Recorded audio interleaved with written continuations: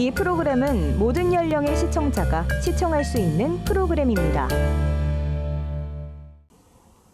예로부터 끊이지 않는 외세의 침략에도 불구하고 굳건하게 나라를 지키며 민족의 자주성과 전통을 지켜온 것이 우리 민족이다.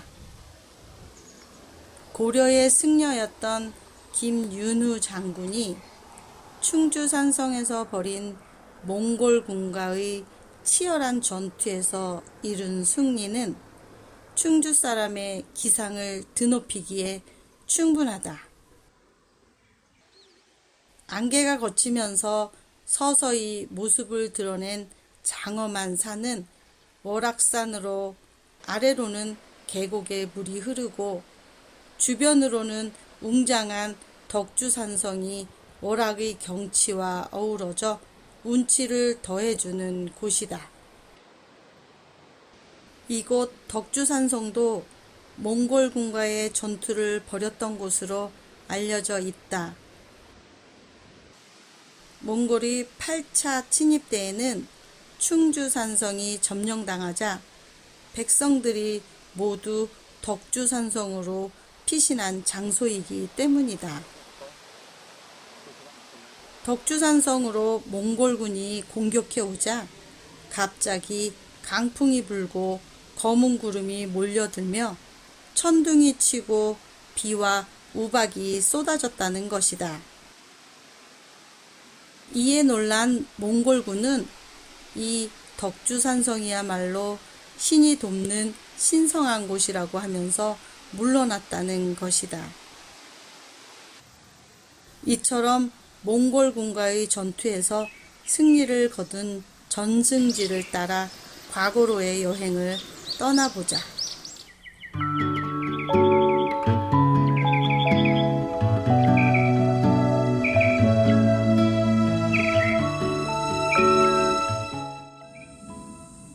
충주 시민의 쉼터로 자리 잡은 금봉산은 남산으로 더 잘 알려진 아름다운 산이다. 이곳 산꼭대기에는 산의 형태를 따라 길게 쌓은 산성이 있는데 충주 시민은 이곳을 남산성이라고 부른다. 이곳 금봉산 꼭대기에 성을 쌓았다는 것도 신기하지만 승려였던 김윤후 장군이 몽골군을 물리친 전적지로도 더 잘 알려져 있다. 고려를 침입한 몽골군은 동주산성과 천룡산성을 차례로 함락시킨 다음 그 여세를 몰아 영남으로 내려가는 길목인 충주산성을 포위하고 공격에 나섰다. 그러나 몽골군에게 충주산성은 그리 만만한 곳이 아니었다. 충주산성에서 몽골군과 싸울 때 당시 방호 별감이었던 김윤후 장군이 군사들의 사기를 북돋운 일화는 유명하다.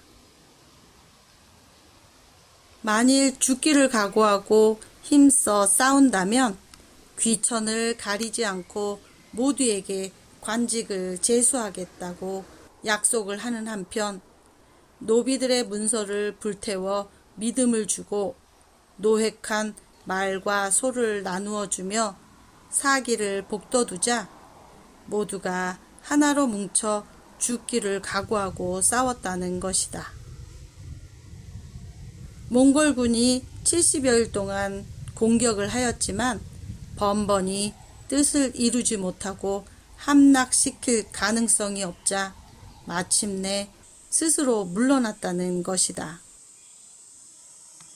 이에 고종은 주민들의 공을 높이 치하하고 공이 있는 사람에게는 신분을 따지지 않고 공에 따라 관직을 하사했다. 김윤후 장군이 군, 관, 민과 노비들의 사기를 높이고 애양심을 불러일으켜 충주산성을 방어함으로써 전략적으로 중요한 충주를 지켜내는 성과를 이루었다. 그리고 몽골군이 남쪽으로 내려가는 것을 저지하면서 경상도와 전라도 그리고 충청도를 지켜낼 수 있게 되었다. 충주산성의 전투에서 보여준 김윤우 장군의 용병술은 지도자의 판단이 얼마나 중요한 것을 새삼 일깨워준다. 충주 마지막 제에는 김윤우 장군을 기리기 위한 대몽항전 승전탑이 세워져 있다. 충주호를 거슬러 올라가다 보면 웅장한 산이 눈에 들어온다. 이 산은 해발 1097m의 장엄한 월악산이다.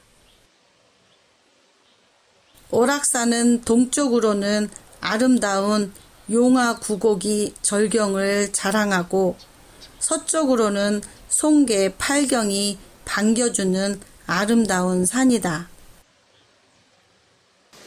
충주호수가 드넓게 펼쳐진 월악대교를 건너자 이곳이 양파의 고장이라고 알려주는 양파 조형물이 세워져 있고 송계 계곡으로 이어지는 곳에는 웅장한 월악산이 어서 오라고 손짓한다.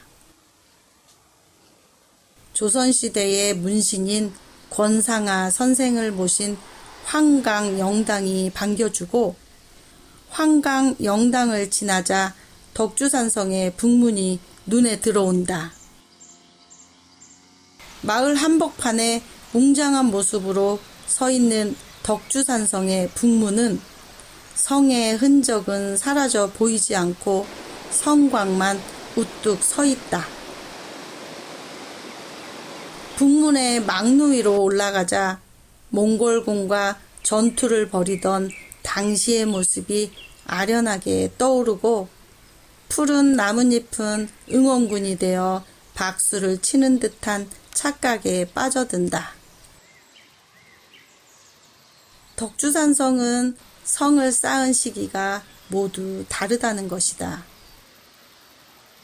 한 시대에 성을 쌓은 것이 아니라 시기를 달리해서 성을 쌓았다는 것이 특이해 보인다.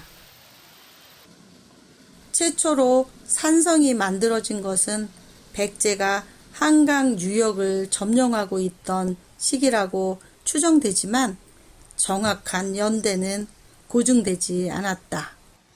임진왜란과 병자난을 겪으면서 성곽의 규모가 나오게 되고 원래 하성, 우리가 하성과 그다음에 중성, 그렇게 상성, 그다음에 외곽성 이렇게 쓰여지는데 축조 연제가 전부 다 틀립니다. 그래서 최초의 산성이 만들어지는 것은 백제가 한강 유역을 점유하고 있었던 시기, 그 시기로 이제 읽혀지고 그러면서 또 산성이 중성 또 산성 이렇게 나오는데 정확하게 어떻게 고정되어 나온 연도는 없습니다. 덕주산성의 북문에는 성곽만 우뚝 서 있을 뿐 성의 형태는 보이지 않아 아쉬움으로 남는다. 성곽 앞에는 어디에 쓰였는지 모르는 각진 화강암이 제멋대로 쌓여 있어 아쉬움으로 남는다. 덕주산성의 북문을 뒤로 하고 하늘제 쪽으로 거슬러 올라가자 웅장한 기암괴석이 발길을 멈추게 하고 기암괴석 아래는 하늘제에서 내려오는 물줄기가 거센 물보라를 일으키며 소용돌이 친다. 이것은 망폭대라는 이름을 가진 송계 계곡의 명소로 깨끗한 물과 아름다운 경치를 자랑한다.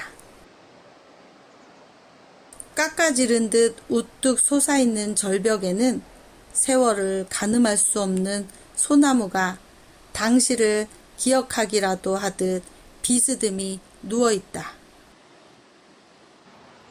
망폭대가 바라보는 곳에는 거대한 성곽이 반갑다고 인사를 하고 성곽 위에는 덕주루라는 현판이 새겨져 있다.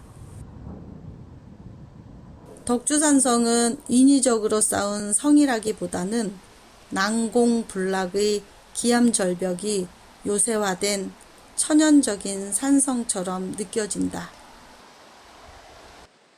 이 덕주산성 안에 식수로 사용하는 물과 산에서 자라는 임산물이 있어 당분간 생존이 가능했던 산성으로 여겨진다.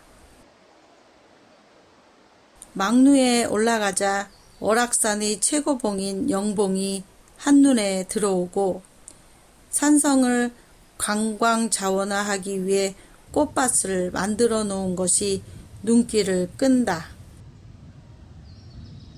산성을 따라 조금 올라가자 이곳부터는 들어가지 말라는 안내판이 세워져 있어 아쉬움으로 남는다. 산성에서 바라본 성곽과 빼어난 경치를 자랑하는 망폭대가 어우러져 한 폭의 동양화를 그려낸다. 아쉬움을 뒤로하고 덕주공주의 사연이 전해지는 덕주사를 향해 발걸음을 재촉해 본다. 수경대를 지나 조금 올라가자 계곡 사이로 보이는 성곽이 앞을 가로막는다. 입구에는 당시 산성이 있던 위치를 사진과 그림으로 잘 표현해 놓아 덕주산성을 이해하는 데 많은 도움을 준다. 2중 3중으로 쌓은 덕주산성은 규모가 클 뿐 아니라 주변의 지형 지물을 잘 활용해서 쌓은 천혜의 요새라는 생각이 든다. 남문과 북문으로 가로막은 성곽은 동쪽으로는 신비한 월악산이, 서쪽으로는 용마산의 산줄기를 넘어 그 안에 성벽을 이루고 있는 것이 특징이다.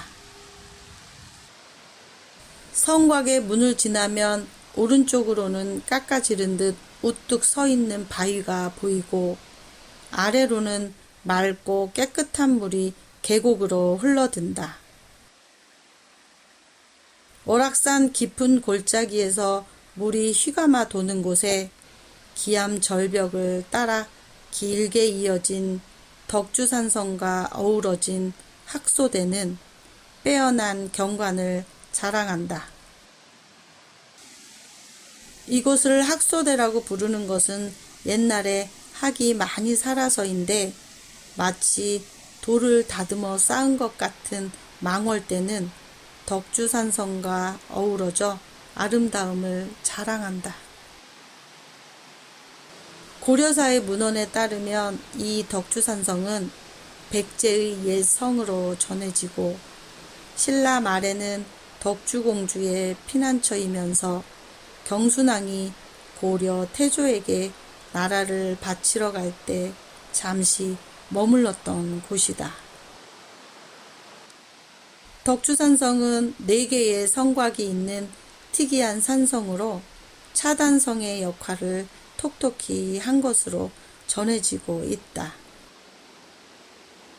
계곡의 가장 상류인 덕주사 터를 포함해 계곡을 막은 상성과 덕주골의 아래부터 덕주사까지를 에워싼 중성, 그리고 보다 넓게 덕주골을 에워싼 하성인 차단성, 다시 송계계곡을 남문과 북문으로 막아 외곽을 잃은 관문으로 이루어져 있다.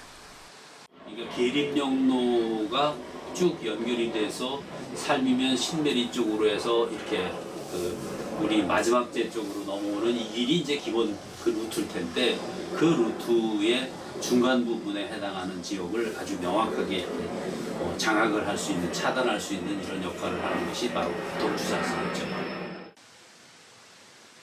당시 덕주산성이 피난처로 적합하였던 것은 골짜기가 험하고 물이 풍부하였으며 영남과 호남을 잇는 교통의 요충지였기 때문이다.